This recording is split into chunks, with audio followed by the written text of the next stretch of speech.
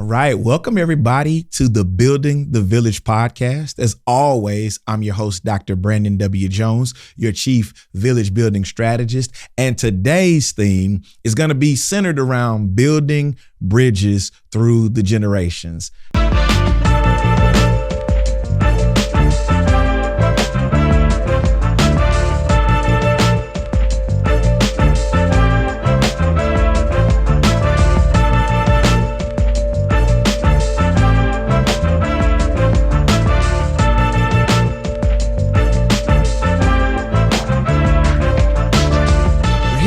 Quick.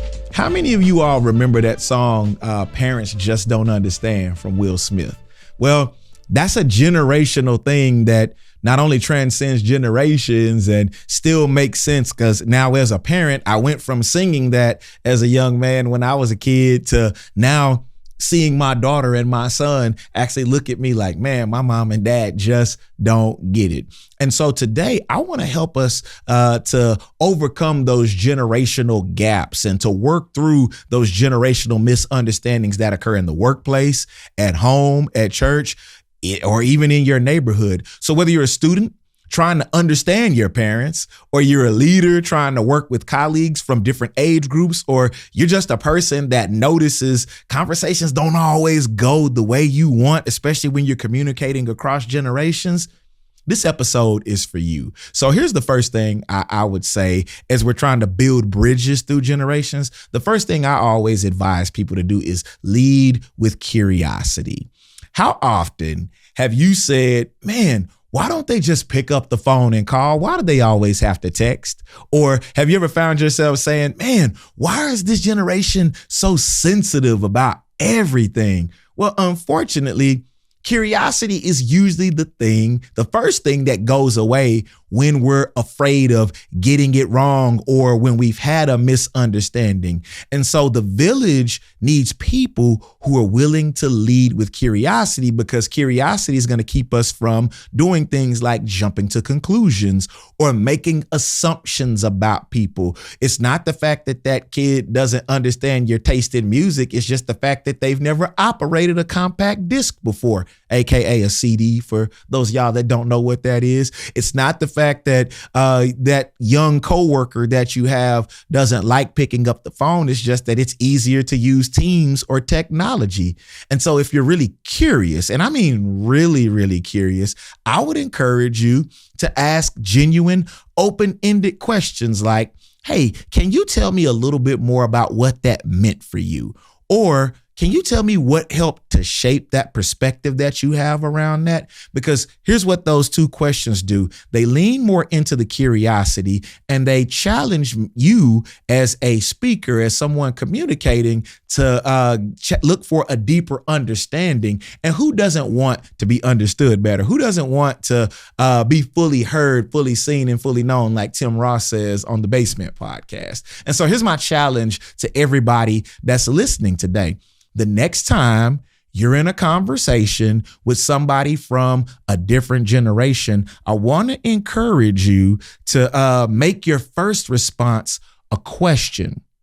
I want you to make that first response a question so that it's not a judgment. Because here's what happens. If I'm curious, I'm leading with a question. If I'm judging, I'm leading with a statement, or it's, well, that's wrong, or I have my opinion's better, or I'm right or wrong. And that's a great way for someone from a different generation to put their guard up. And so not only do we need to lean into or lead with curiosity, the second thing I want to challenge everybody to do is make sure that you're assuming good intent. I want you to assume good intent.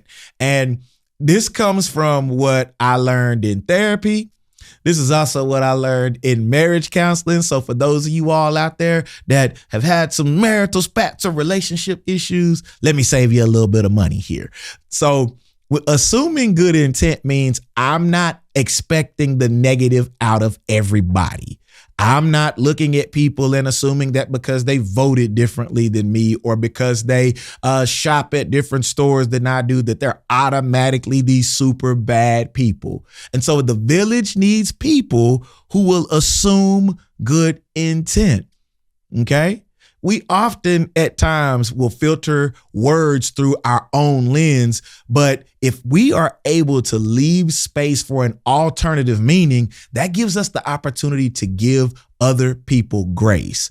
Let me give you an example about that. Let's say you have a mentor that always leads with, well, back in my day, we did it this way. Well, depending on who you're talking to, back in my day might mean different things. And it might sound dismissive to somebody from a younger generation. But maybe that's also that person's way of sharing wisdom. The only way you're going to know that is if you do this thing called perspective checking, where we're asking, hey, can you elaborate a little bit more about what you meant? And so instead of reacting defensively, we can just say, hey, what did you mean by that? And we need more of that in the village. And so if we're going to build bridges across the generations, we've got to lead with curiosity. We got to assume good intent.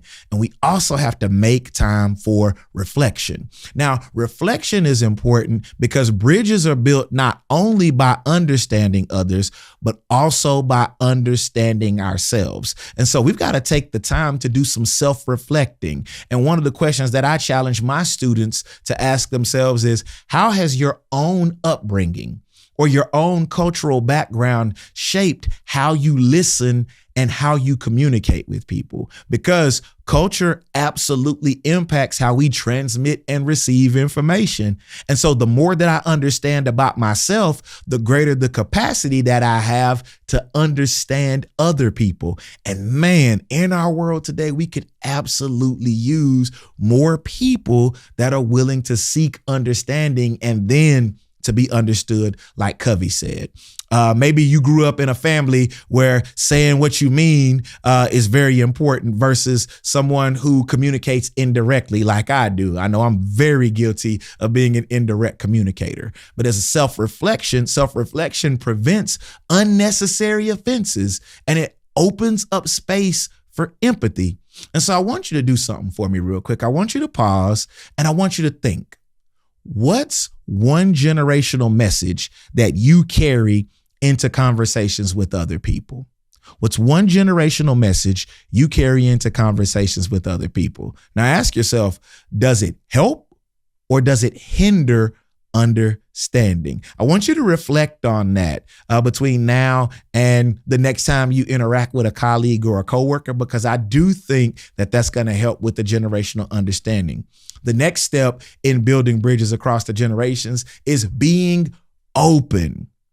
And I need everybody to hear this part loud and clear. You've got to be open to making mistakes and inviting feedback. When we're interacting with other humans, guess what? There's going to be room for mistakes because with every human is another culture, another set of ideals, another set of perspectives, and another set of experiences that has helped shape who that individual is. And so as a result, when we're interacting with each other, if we come in and we've got uncommunicated expectations, or if we've got an idea of how we want a conversation to go and it's not going well, if I don't self-reflect or if I don't understand myself and those things that are resonating within me, that's where misunderstandings occur. And when you look at the generations that are out there, and we've got 5 generations actively in the workplace right now, and in a few years we're going to have a 6th generation, Gen Alpha, entering the workplace. But they're all in middle school, right? At least the oldest ones are in middle school right now, right? So we've got to be ready for potential misunderstandings, and misunderstandings aren't a bad thing. I know growing up in my household, my sister was Gen X, and my dad was born in 1948, so he's a boomer. My mom was born in 1953, and I was born in 1984, and so I'm a millennial, but we didn't have a label at that time. And Gen Xers around 1984, when I was born, were starting to have their identity shaped largely because they are identified as the Pepsi generation, and they're the rebels, and they're the MTV generation. And so a lot of the times my sister and I would have misunderstandings simply because I was approaching it from a different generational perspective, whereas my sister being born in the 70s and seeing the rise of everything that came from the 80s, and then us having that significant age gap, that led to some misunderstandings, but we're still cool. I love you, Caprita. We'll talk another time.